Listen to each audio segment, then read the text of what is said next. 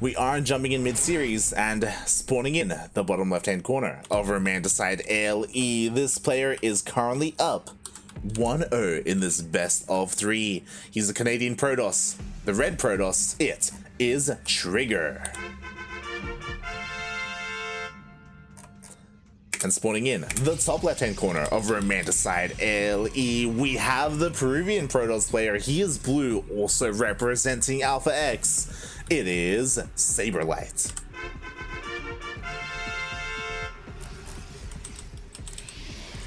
SabeRLighT, kind of like White Hydra, kind of like Ares, kind of like Everness, is one of those Latin American players who is, for the longest time, has been an amateur player.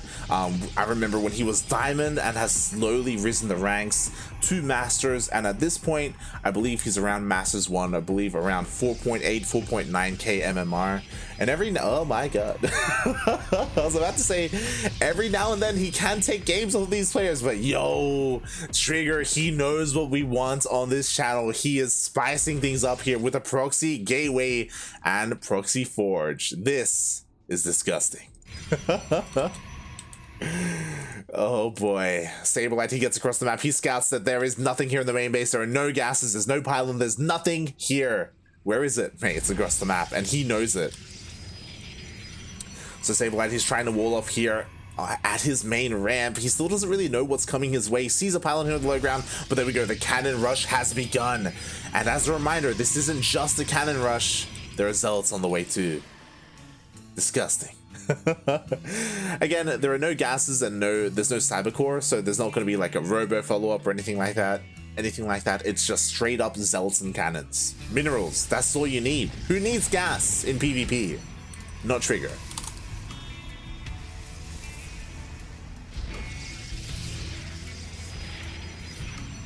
Oh god. Pig must be having a bad time with ESL casting past midnight when he's usually streaming at 7. Pig hasn't casted ESL yet, guy in the chats. That's why, like, last season, Pig and I think for one day, I think Pig casted, but Maynard hasn't, just because of how bad a time ESL is. Oh no, sorry, yeah, you're talking about sometimes it goes up to 1 AM. True, that does happen. That does happen. I thought you were talking about the main event. Meanwhile, the Zealots, they are pushing through the gateway. The first gateway will go down. The second will as well. That's all the production here for SabeRLighT. Oh god, he did have a forge behind this, and he does have cannons that are trying to get up and running, but the cannons are going down.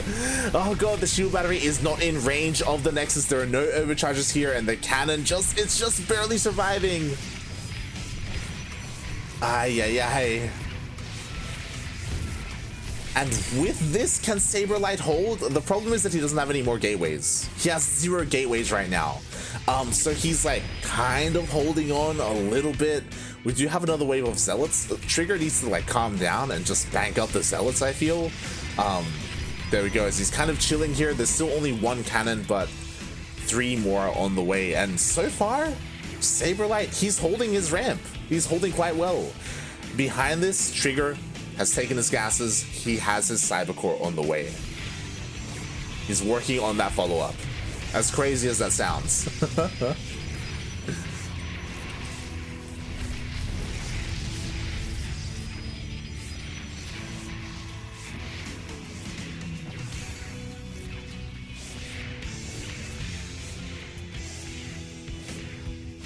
Oh boy, and with that, the cyber core will fall. I mean, is it the biggest of deals? Not really, because we do have a Stargate behind this, right?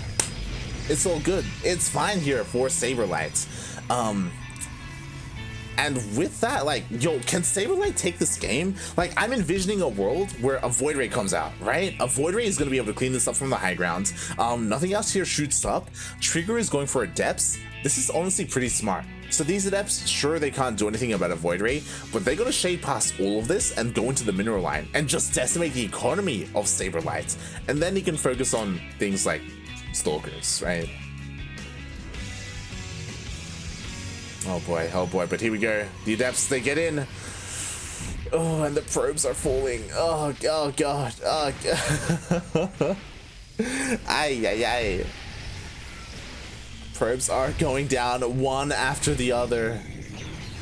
The Void Ray does come out. Eventually this will be cleaned up, but suddenly TriGGeR, he has the economy. He's ahead and he's getting his own Stargate.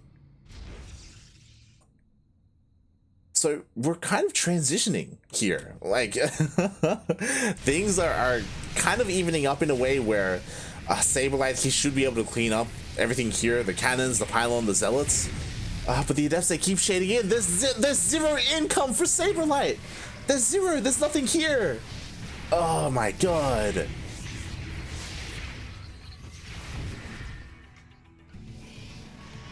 Ay. It's one of those things where like SabeRLighT, he needs to like set up a shield battery. Even a shield battery won't be enough. He needs to set something up here in his mineral line, but he just doesn't have the resources for it because he's not mining, because the adepts keep shading in.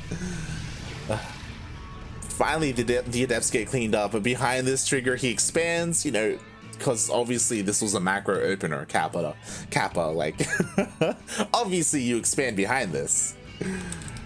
And because of the economic lead, I feel like TriGGeR, he can just keep making Void Rays, right? Oh god. There we go, he's going across the map. Also, yes, Everness, yes, I apologize. I was thinking of the European and North American events. But yes, Pig has been casting the Taiwan, Hong Kong, as well as Oceanic one. My apologies. But yeah, it is rough, especially when they go on long, especially that Butterways versus Joy. Meanwhile, oh, the Void Ray was on move command. It does get taken out. GG gets called, and TriGGeR takes the series 2-0. Ay. Congratulations, TriGGeR. I mean, again, we expected him to take the game, but I appreciate that he did something for the stream. You know, he proxy gatewayed and he had a proxy forge as well, because why not? You'd love to see it. You'd love to see it. With that, TriGGeR, he does take the series, and TriGGeR moves on to the semifinals. Oh my god, and we got a lot of updates suddenly. We have both semifinals ready.